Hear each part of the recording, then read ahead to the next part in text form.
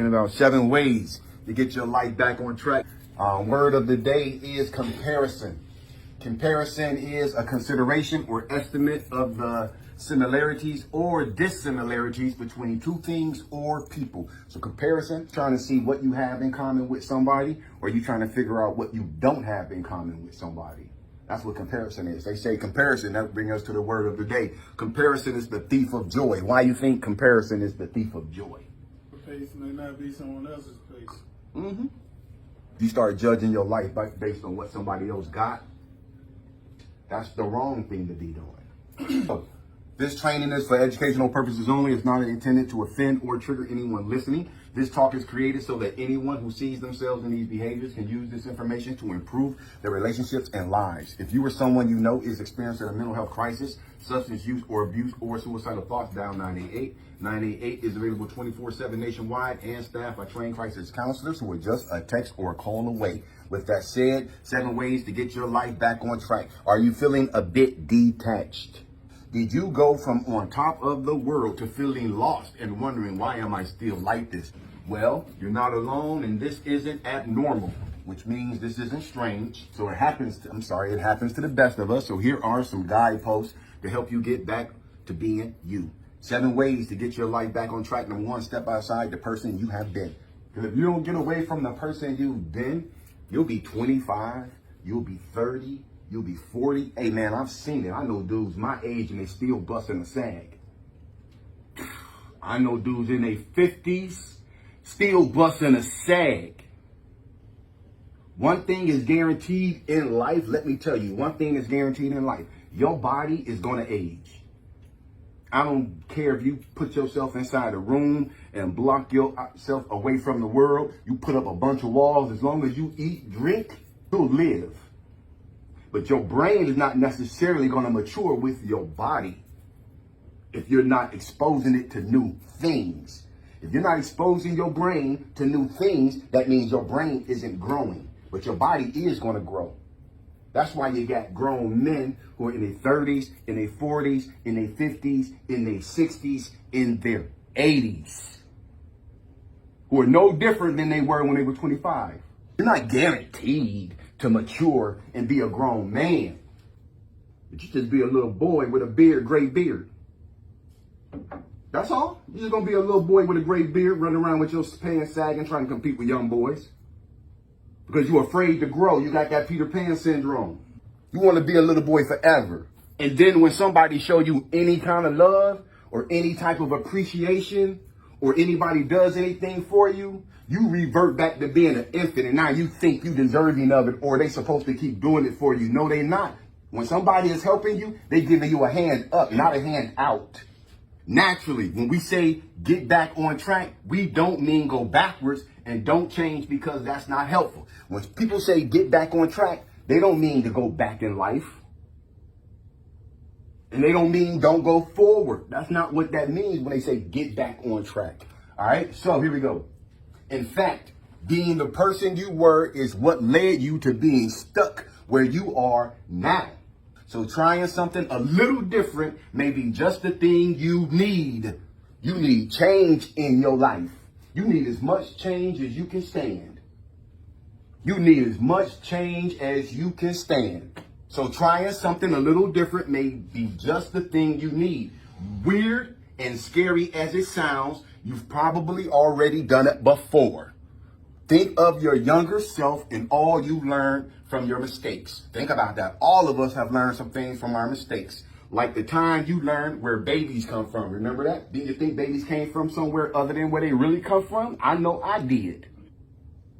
But I'm not going to be 50 years old still thinking babies come out of somebody's belly button. You have to mature. If you learn the difference between where a baby come out of, then you need to start learning some things as far as how life works.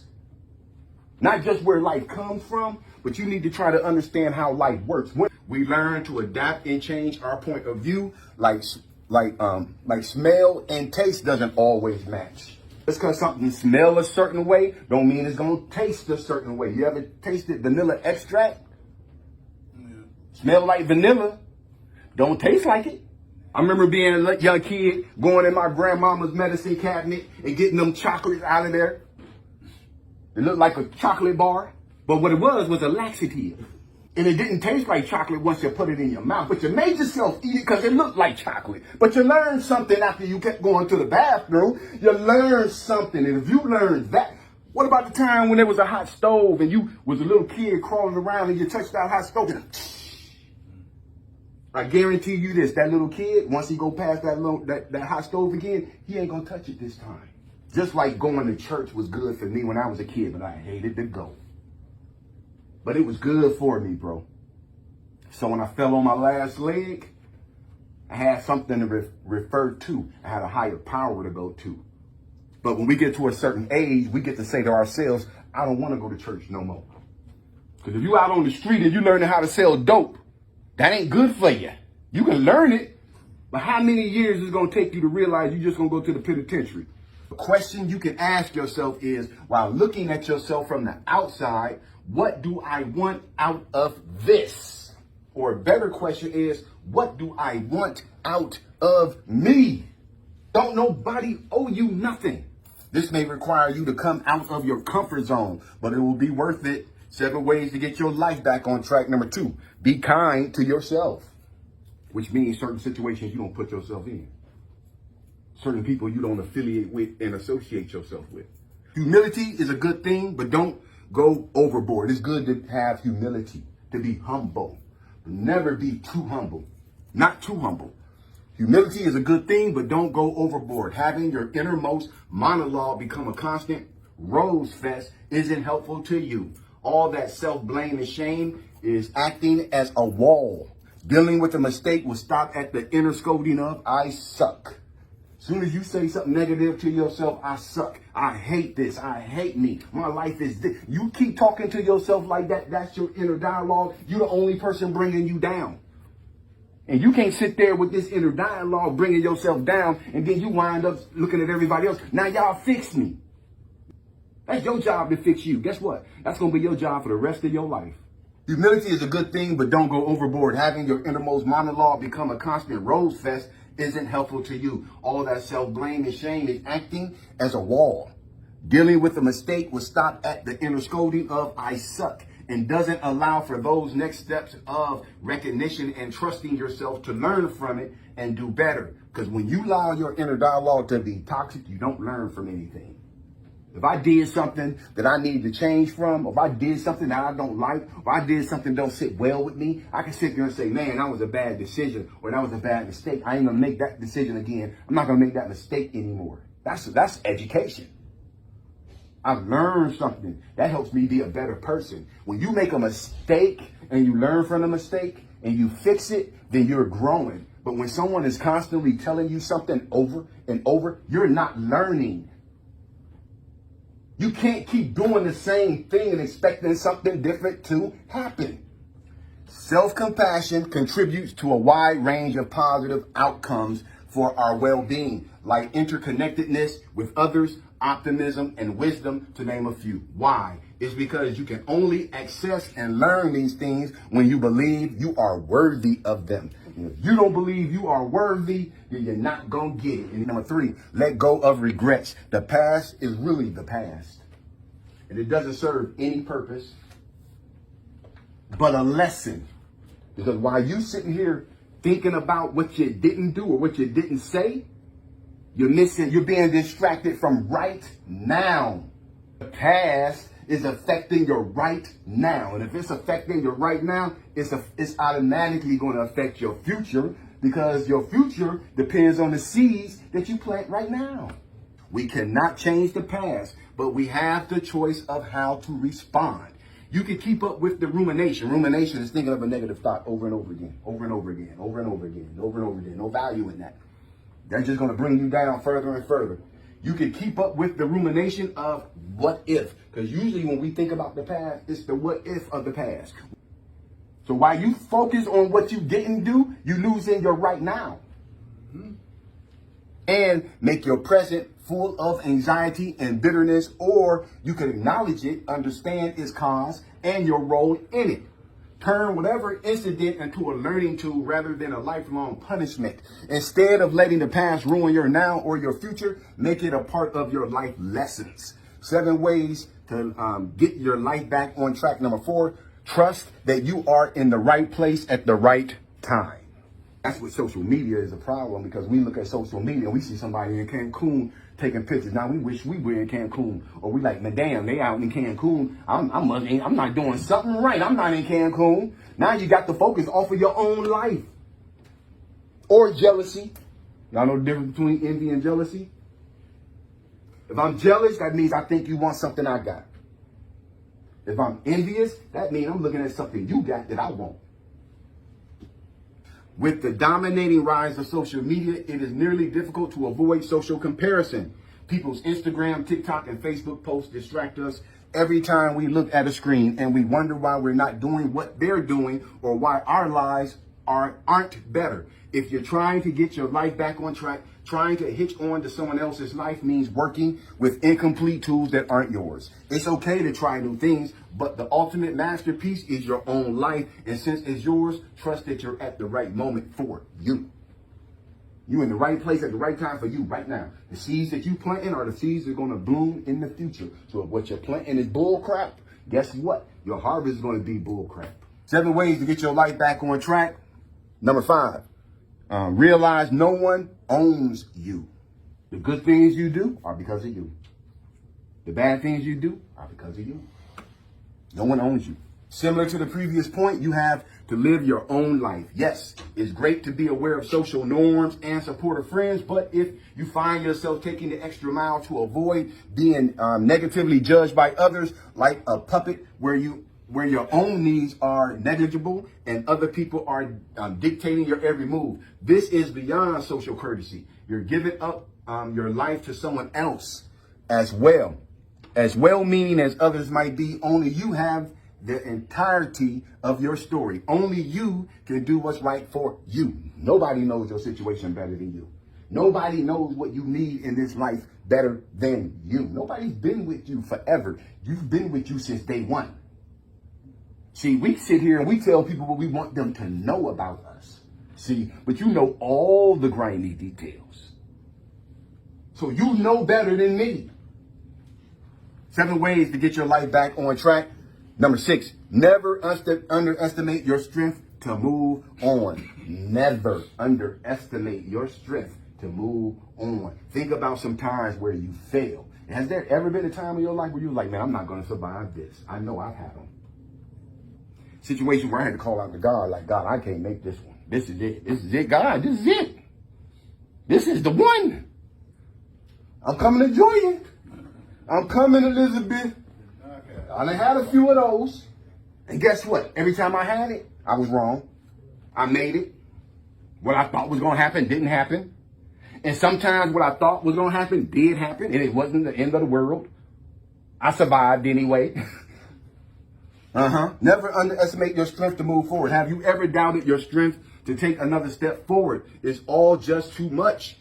When this happens, you can always look back at your life when similar issues have come up. Despite the hardship, you survived then. So you can do so now. Eventually, the difficulty will pass and you will look back at this time and feel grateful and stronger for getting through it. Walk through life with your head up, your shoulders straight, and your chest out. Because if you're doing the right thing, you don't have to worry about anybody. The people who worry a lot are the people who put forward an image. See, if you put forward a false image of who you are, you're going to worry every single damn day that they done figured me out. But when you step correct, you ain't worried about when people bring you drama, because I know it ain't got my name written on it. Let's go. Bring it here. Bring it. Bring this issue to me. I'm going to do reconstructive surgery on it because my name ain't written on none of that. So you can do so now. Eventually, the difficulty will pass and you will look back at this time and feel grateful and stronger for getting through it. Anybody ever been through something you thought was going to destroy you? And when you got through it, at the end of that tunnel, you was like, dang, that made me a better man. 7 ways to get your life back on track. Number 7, give up overthinking and worrying. Overthinking is when healthy understanding and knowledge overwhelms everything, even the bigger picture and logic. In order to get back on track, it's important to make decisions and work towards a goal. But there are also the 2 things you stop doing when you overthink. Overthinking creates a vicious cycle of worry that steals your peace. It's the hamster wheel of I hate my life. So stop the ride. If you sit around talking about I hate my life, you got issues. Why you hate your life? Because I ain't got money like Jay-Z. Oh. You can breathe the same air as Jay-Z. You can walk outside like Jay-Z. You ain't in no wheelchair. You can go to work. You can lift your arm up. Don't you know some people can't lift their hands up? Don't you know some people can't use their hands? Don't you know what some people got to, they in the bed, they can't go to the bathroom until somebody take them out of the bed and take them to the bathroom? Oh my God, y'all better come on, man. Y'all looking at me like y'all crazy. In order to get back on track, it's important to make decisions and work towards a goal. But there are also two things you stop doing when you overthink. And these are the two things you stop doing. You stop making decisions and you stop working towards a goal when you overthink. You get off the hamster wheel by doing things you enjoy and trying new things. You get off the hamster wheel by doing things you enjoy and trying new things. You can ask yourself, what is my worrying doing to help the situation? Worry does nothing to help no situation. Nothing. Well, it's going to help me build a better plan. No, it does not. Because if you build a plan, you ain't worrying. I got to go to court in 3 months. The judge say, if you don't have no driver's license, I'm giving you 3 months in jail. You got three. Now somebody going to sit for 3 months worrying. Whereas another person going to be standing in front of the judge like 3 months to get my license. I'm going to have that in 30 days or less. They ain't worried about coming back to court in 3 months. Because they have a plan. I'm going to go get my permit. And I'm going to take my permit test. Then I'm going to schedule to go take my driver's test. That don't take a long time at all. I might have that in less than 2 weeks. They're not worried. The person who is worried is the person who doesn't have a plan, and the person who isn't taking action, and they're just watching the calendar tick. And y'all think that, like, who does that? Lots of people. Instead of fixing their situation, they rather wait and watch the clock run out. And then react. Get in front of the judge. All right, Mr. Harris, you got your license? I got 1,001 excuses. Give up overthinking and worrying. Overthinking is when healthy understanding and knowledge overwhelms everything, even the bigger picture and logic. In order to get back on track, it's important to make decisions and work towards a goal. But there are also the two things you stop doing when you overthink. Overthinking creates a vicious cycle of worry that steals your peace. It's the hamster wheel of I hate my life, so stop the ride. You get off the hamster wheel by doing things you enjoy and trying new things. You can ask yourself, what is my worrying doing to help the situation? Try setting aside a small amount of time every other day to explore new distractions, things that are positive, or experiment with existing ones. Getting back to you is a process just like any other major project. You'll feel like you're making progress sometimes and going backwards sometimes. So you got to understand, no matter what, if you're trying to better your life, you're going to have some successes. And guess what? There's going to be some setbacks going to come with that. Don't let those mistakes, don't let that set you back and say, F it, I'm done. I'm not trying no more. You got an education. That's how you get better, by making mistakes. Number one, step outside the person you have been. You got to create some distance between the old you and the new you. Because if you don't, you're going to be a grown man with some gray beard walking around here competing with these young boys. Number two, be kind to yourself. Number three, let go of regrets. The past is really the past. All the past is going to do is steal your right now and rob you of your future. You can't do anything about the past. Trust that you are in the right place at the right time. That's number four. That's important. You got to have faith that I'm in the right place at the right time. This is the reason why God brought me here. You got to spring from where God puts you at. And not look at somebody else's life and say, I'll be doing better if I had his life. Number five, realize no one owns you. Nobody owns you. Number six, never underestimate your strength to move forward. And then the final one, number seven, give up overthinking and worrying. Go ahead, I'm sorry. Well, like I was saying, when I first came in here, it felt like I was having a nervous breakdown. When I think about it, think back on it, I believe I was dealing with it because I couldn't focus. But when I came in here, it seemed like this wasn't for me. It was like almost like a prison. Then when I got in there, I got settled. I'm like, oh Lord, this is just what I needed. But to be honest, I was like, I'm gonna ride this till the wheels come up. But as I stay here, I realized that life is saying, come on, man, it gets even better. Mm-hmm. You know, that it's still waiting on you. So to me, these seems like a fatherly wisdom type of speech you would give you someone you care about. Mm-hmm. You know, straight no chaser. Mm-hmm. Blood raw. This is what you need to do. This is what it is. Whether you want to hear it or not. Just get rid of get rid of the fairy tale stuff. This is what life is, and this is the way to do it. Mm-hmm. Mm-hmm. As a friend would tell you, look, you need to do this, you need to do that. Do that, take that step, and take that step, and then this will get you where you need to be at. So that way, I take that as fatherly advice. Fatherly advice. And he just hit on something there that just touched me. Most of us never had fatherly advice. And he's right. A lot of us didn't get that information growing up. Son, do this. This is how you live your life. Avoid that. This is where you need to go. We didn't get that, so a lot of us tried to figure it out as we were going, and a lot of us effed up. We don't come with no instruction manual. Anything you buy from Walmart, man, that you got to put together, got instructions. Don't it? Yep. Imagine getting something, I've done it. Have you ever got something that you thought was so simple, and you said, and it came with the instructions, and you're like, I'm going to put it together on my own. I don't need no, we don't need no effing instructions. Right. Huh? You just get to putting it together, and you might put it together, but it ain't solid. It ain't right. Especially when you got like pieces that you ain't even put on there yet. You got these many screws, 12 screws that ain't on the thing. Right. You got pieces that you have not connected to the thing. That's the same thing with life right now. A lot of us have put together a life that don't work.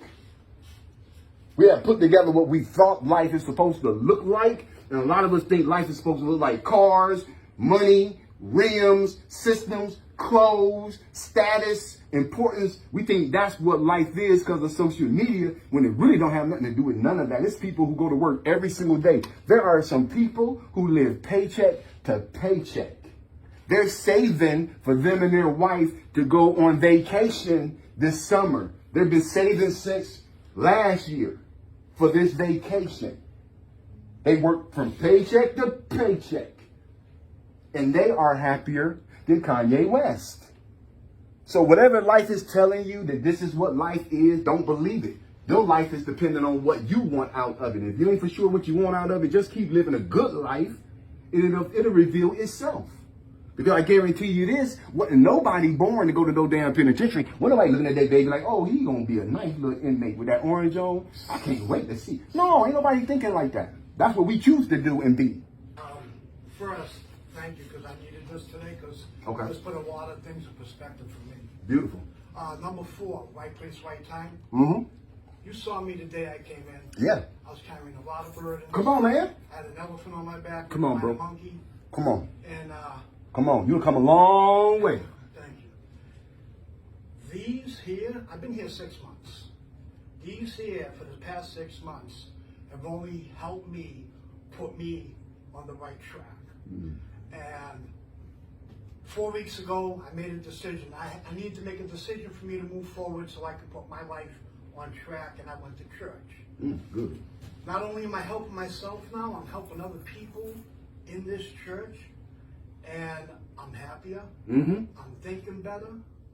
And, you know, a lot of guys, they listen to you, but are they using what you say in their life? Mm-hmm. And I'm using every word you say to help me get better. Beautiful. Because I'm the only one who can help me. Come on, man. You give me advice, but it's up to me to use it. Yes, it is.